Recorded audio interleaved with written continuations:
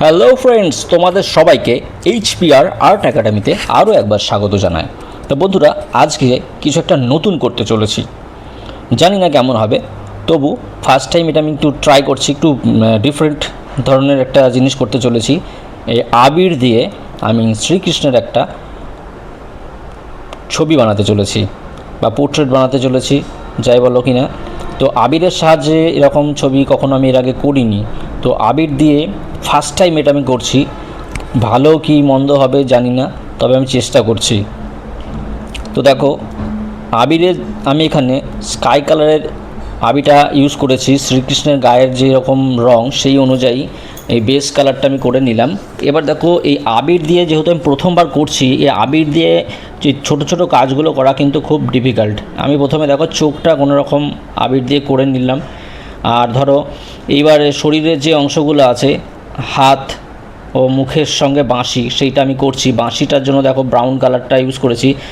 আর গায়ে দেখো কৃষ্ণের গায়ে একটা গেরুয়া কমলা রঙের একটা দেখো বসন দিলাম, যেটার জন্য আমি কমলা আবিরটা ইউজ করেছি। তো বন্ধুরা, আমি বলবো যেটা যে এই আবিরের ক্ষেত্রে সব রকম রং কিন্তু থাকে না। ছবি আঁকার ক্ষেত্রে যে রকম রঙগুলো আমরা ইউজ করি সেরকম রং কিন্তু সবসময় তোমরা আবিরে পাবে না।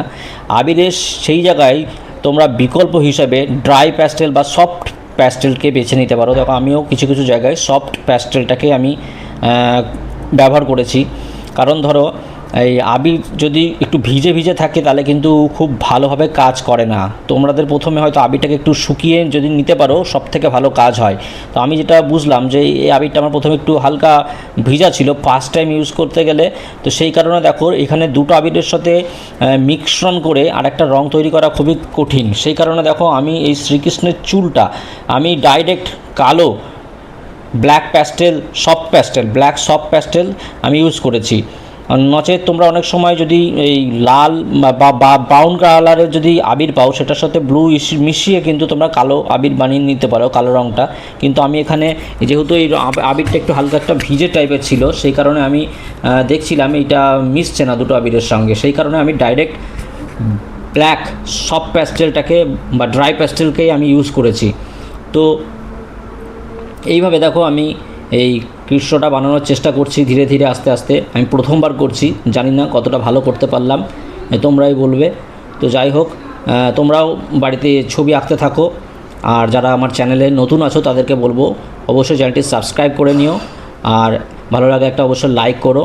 আর পুরো ভিডিওটা দেখার জন্য তোমাদেরকে অনেক অনেক ধন্যবাদ। তো ভালো থেকো, সুস্থ থেকো। পরবর্তী ব্লগে বা ভিডিওতে খুব তাড়াতাড়ি দেখা হচ্ছে। ধন্যবাদ।